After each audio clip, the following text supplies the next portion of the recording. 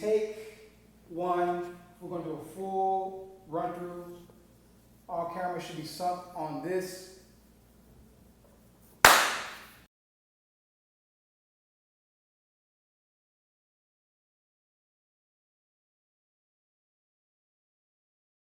And he was gasping for air. What were you saying to him? I was saying, just hold on, Jamon. Forced to watch her boyfriend and the father of her child take his last breath inside their home on Faust Street Monday morning, Shatika Yates and the family of 22-year-old Jamon Thomas in utter disbelief. All because of what? Because of what? Why? Who does that? Who go kill their own family members? This Detroit home, the apparent second stop for 27-year-old parolee George Anthony Davis during his deadly crime spree Monday. Just moments after killing 3 people at a gas station on Fenkell, Davis coming after his cousin. I woke up to gunshots. I heard Jamon saying, I'm your cousin, I'm your cousin. Shatika Yates scooping up their 6-month-old daughter Jordan and running up to hide in the attic, praying Davis wouldn't find them. He came upstairs looking for me, but he didn't see me. So he left. I heard the door. Yates breathing a sigh of relief, hearing the door close. I looked out the top window from upstairs. See, he took my car. Checking on Thomas, it was too late. Yates running to Rite Aid across the street for safety, calling Thomas's family. He done snapped and done went crazy. Why would his cousin... Just snap, man. We can never understand the mindset of peoples, man. Thomas's family tells Fox 2 within the last week, Davis has become increasingly paranoid, questioning the paternity of his own child and hallucinating. He went to his mama's house to kill her first. Why? That part I don't know. Thankfully, she wasn't home, but his family says it was his mother who tried to help him. He was in the hospital 2 days ago, and they let him go. There was nothing wrong with him. Along with Thomas regularly giving Davis money, Davis accusing Thomas of setting him up. Yates says Thomas was a good man with a huge heart. Jamon was trusting and wanted to help him. You want to help everybody. Now everyone asking the same question. Why? We still can't bring my grandson back. He just had a little baby. They ain't gonna bring him back. Of course, in the end, Davis taking his own life, but we are told that that is the outcome that the family, it's the last outcome the family wanted. They were begging earlier for him to turn himself in, but they say that they're just thankful that no one else was hurt or worse. Reporting live, I'm Erica Erickson, Fox 2 News. Well, Erica, did the family notice any changes in Davis's behavior in the last few weeks that might have indicated that he was going to snap like this? It's strange when you think about it, Monica, and you heard, the grandfather say that you never really know, but families, they said that he was fine, and then within the last few days he started hallucinating, he was getting jealous, he was making threats, his mother had to take him to the hospital, and all of a sudden, you learn more things, and one of those things is that he may have had an issue with prescription pills. So we're still learning about what exactly set him off. Yeah, families in mourning tonight, that's for sure. Thanks, Erica, for that live report. Good afternoon, Facebook family and friends. Today is the last day of February. It is February the 28th. Somebody said in the last video I said March something, I don't know. Today is February 28th. The year is 2018. Welcome to Niggerville, where mental illness in our community is... There's something about our community, the black community, where we just don't want to tackle the issues with mental illness. Maybe I've never understood why, but if you just saw in that report, this man shot and killed 4 people in the same day, all family members, the girlfriend of the child, of the mother of his child, her parent, and a pastor. I'm going to have to read that again, all the people he shot and killed. Let me just make sure I got it right. I think I closed it out. Hold on. What did I do with this dang on thing? I closed it. So we go back into here, look at Safari, go to history. There it is.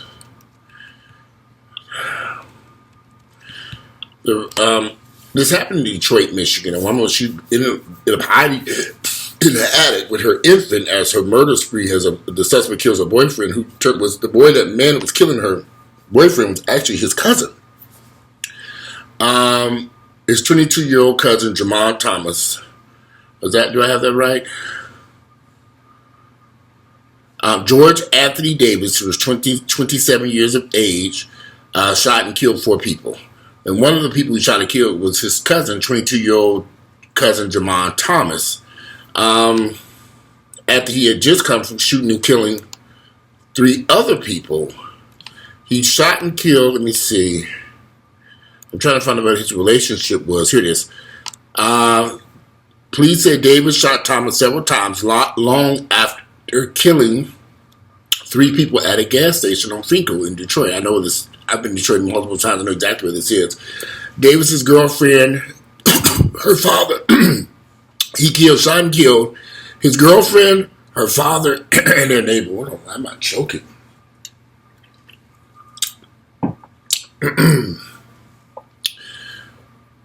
You have to wonder what was going on in this man's mind. But in that news report you just watched, his own mother had turned him into the police and took him to a hospital to have him checked out. And he was, they said he was finally released him. I kind of find it hard to believe that this man just up out of the blue jumped up and grabbed a gun and started shooting and killing people. I believe, because I'm a black man, I have members of my family who suffer from mental illness. In fact, on my father's side of the family, one of my cousins was shot and killed outside my father's home in Louisville, Mississippi, a few years back. So we all know that mental illness is ignored for whatever reasons in our community, in the black community. I've never understood this why. It's just something we do in Niggerville. We realize we got cousins, family members, brothers, sisters who crazy as fucking hell, and we just deal with it. We just say, okay, they're crazy, but we just shrug our shoulders until that person goes on a daily rampage or does something really insane. My oldest sister, who is deceased now, she was on dialysis the last few years of her life, and it just made her the dialysis treatment itself kind of made her kind of crazy. She ended up purposely setting on fire her daughter's, who was my niece, home. They got into an argument, and my sister went into the room and piled a bunch of stuff down and set it on fire and left. Could have burned down the whole apartment complex. My sister Mia had been crazy for a long time. And I think my mother never really adequately dealt with my sister's mental illness issues. Even as a teenager, my sister was crazy. Something was not right there. And my sister went through her entire life with some serious mental health issues that were never treated or dealt with. So I know how we handle this in the black community. We just go, you know what we do? Don't forget, we're going to get on our knees and pray about it. A lot of prayer, a lot of inaction. For some reason, we don't want to tackle mental illness in our communities. It's ignored. I have friends that I know are bipolar and crazy as fucking hell. And then you just deal with it. And so this person's having a good day. Okay, this person's having a bad day. Or they're having a bad day, just kind of avoid them. But then you got a lot of crazy people around in our community. And a lot of these people, could this situation that just happened, could it have been resolved if he was able to get treatment, had been in treatment, and on medications to help him with these? They're trying to say that he was having these issues and it might be related to a possible drug, opium pill addiction or something. I bet you $1 million. This man has been having this problem for years, and his family members have known this man was crazy, mentally ill for a long time. He just never dealt with it. Then he was just out of prison. I'd love to know what he was in prison for.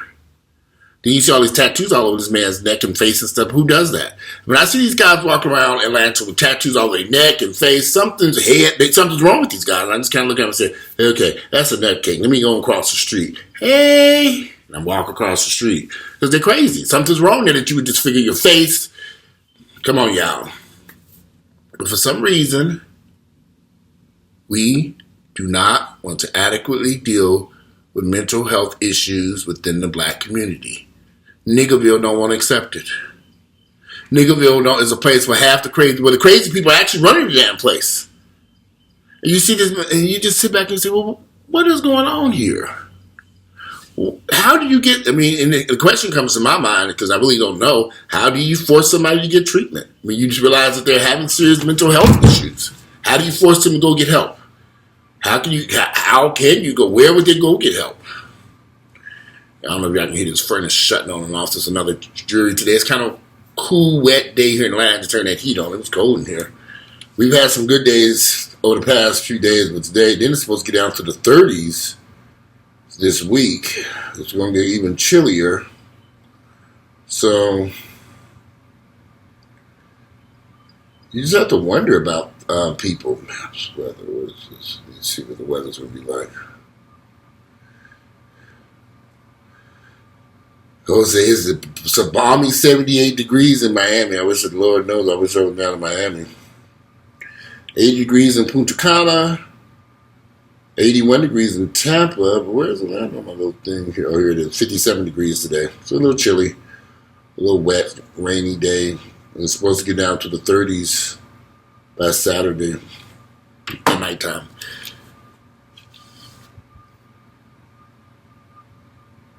I don't really know what to say about the mental illness issues that surround our community. I've spent the vast majority of my adult life dealing with black gay men, and I can assure you all, I don't even, and I'm not attacking black gay guys, but there's a hell of a lot of mental health issues within the black gay community. A hell of a lot that just isn't being treated. One of the reasons why I kind of pulled back from the gay community is because I realized that these niggas crazy. I said, I can't deal with this mess. And so I just said, this ain't, and they don't want to go get help. And you can't, it's hard to even explain unless you've been involved with a large group of people. And you say, my God, all these people are crazy. You begin to wonder your own, mental health. And maybe I'm the crazy one. Because all these niggas crazy. It ain't me, it's y'all.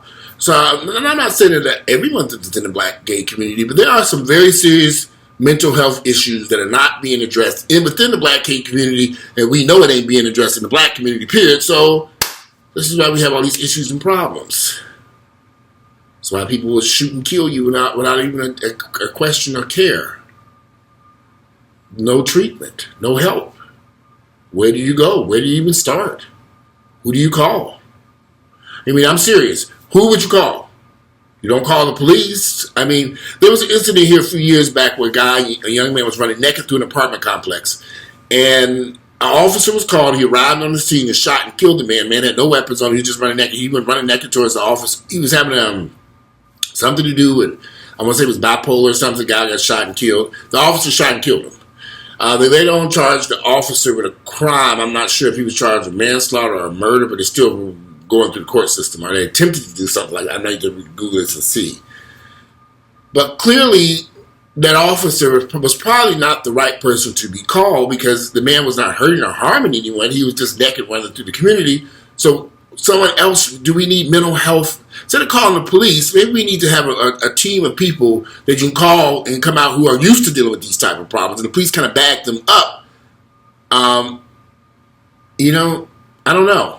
I'm just throwing this out there, y'all, because I'm telling you, in Niggerville, we got a lot of mentally ill, sick people running around here, and we're not dealing with it. We just not. I see it in my family. I see it amongst my friends. I see it in the same household within I live here, right here. And there's nothing being done. There's no treatment available. Well, there's treatment available, but how do you get a person to get into treatment? How do you get the person to go get help? How do you force them to do something they don't even think? You have to understand something about a lot of mentally ill people. They don't think there's nothing wrong with them. And that's the tough part. They think that they think there's nothing wrong with them. So since they think there's nothing wrong, the vast majority of people I know who have severe mental health issues, they don't see the problems. They don't think that they have anything going on wrong with them. But there is. It's not being addressed. Neaglerville is a sad place when it comes to mental health issues. We got a church on every corner. I'm staring at one right now outside my window. We got a church all up and down Memorial Drive. Churches all up and down these streets. But that's not going to resolve our mental health issues within our community. Praying to Jesus, or whoever you're praying to these damn days, is not going to resolve the issues. And we don't understand that. Yeah, excuse me, I'm just belching and burping and over here just got through eating something. Watching that report, it kind of saddened me. Because here you had 4 innocent people who were gunned down by somebody they knew. It's not a stranger. Somebody they knew, and they couldn't control the situation. The man was going through some very severe mental health issues. They didn't know. They didn't realize the man had a gun, had access to a gun. Or maybe they knew. I don't know. Y'all, you have to forgive me but I keep my distance from the black community. As a whole, I just do. My family members and friends, I go, hey, and bye, go back to safety. Now, I purposely chose this home because it's private and nobody's back here to bother me. If you back here, you ain't got no business back here. Where this house is situated at, I'm calling 911 and let them handle your ass out there in that parking lot. I just learned that our community is dangerous. You got a better chance of being shot, killed, hurt and harmed, robbed, whatever, by people who look like me versus white folks. And I'm not in a white community. It's a mixed community. It's going through gentrification right now. But I know for a fact that I'm a little bit safer with these white neighbors behind me versus these niggas across the street. I just know it. I see these guys standing on these street corners out here. There's a little gas station out there. I buy lottery tickets at the little gas station. They have all of them up there. And you can never really get in the parking lot because there's such a crowd of folks just hanging out. And I'm thinking, dude, and they go out there and chase the people away. They bring in the police chief and they come right back to hang out there and just. But I like the early seasons. I'm crazy for a gas station, but I've won a lot of money out there at the gas station with the lottery tickets. They sell a hell of a lot of lottery tickets. So I go in there and get my little tickets and scratch them out, collect my little money I win. I ain't won much. I ain't ever won $500 from lottery, but if I spend $10 on a ticket, I went off with $100. That's a good day. Now I've had a bunch of duds. You better believe that. They got these new $25 and $30 tickets. I just brought one for $25. That shit. I did win. You don't win much though. Little habit I have, but it's gonna be dangerous trying to get it out these rough gas stations over here in this area to get these tickets. And Publix. Now we have 2 grocery stores in our area, Publix and Kroger. If they had the tickets, the lottery tickets I like, I would buy them from them. But they don't have those ones, so I have to go to these rough ass gas stations. And I'm telling you, it's rough. 2 of the gas stations that I go to, in both instances, in the past 30 days, people have been shot and killed at those gas stations.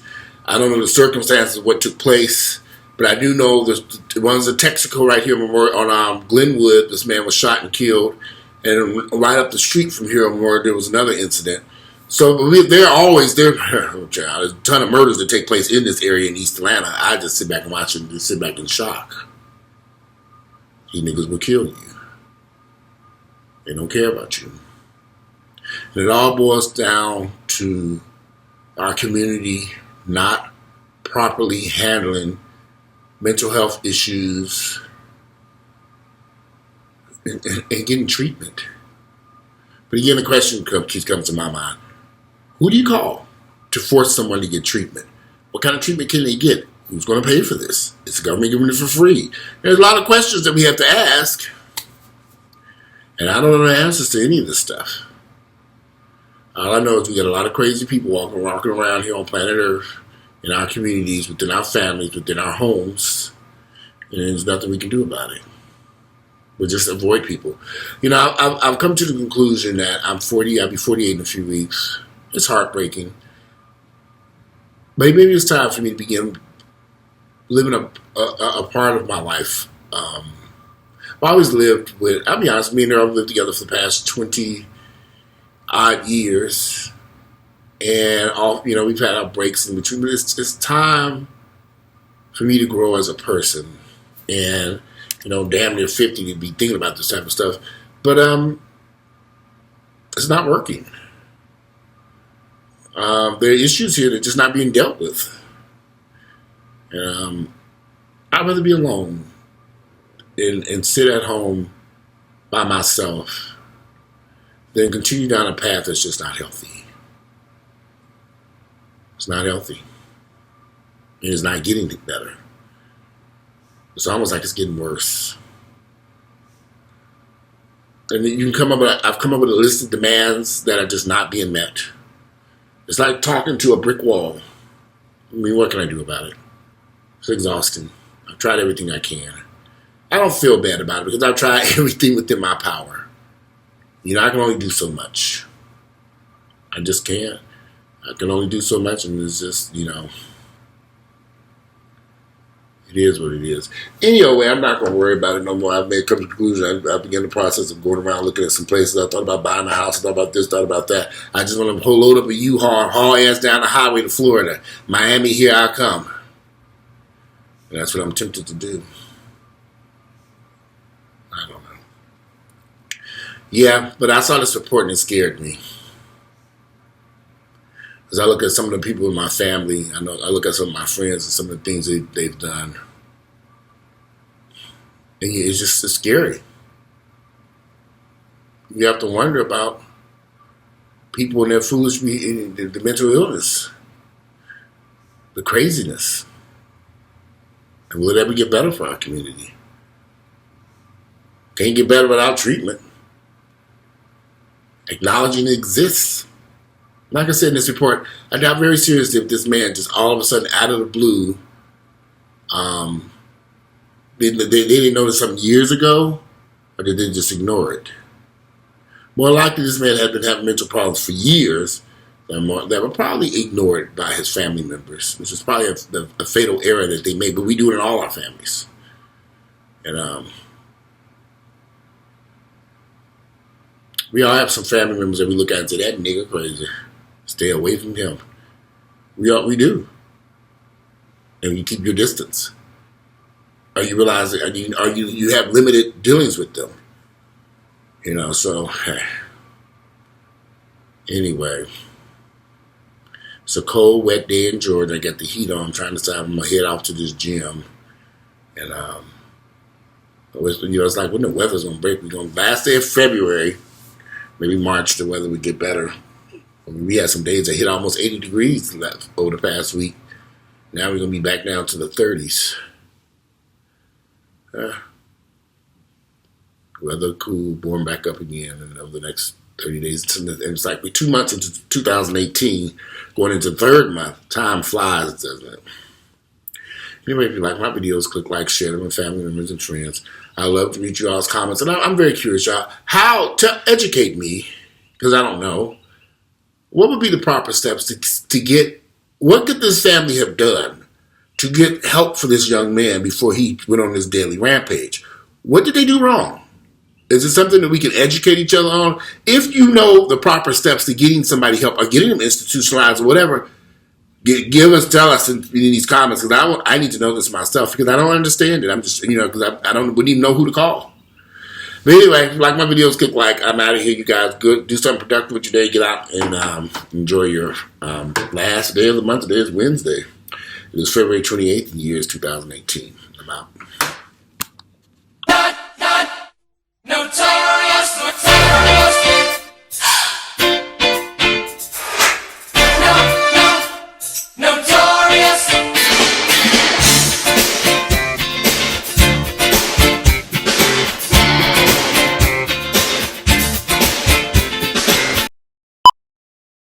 This is a take one. We're going to do a full run through. All cameras should be sunk on this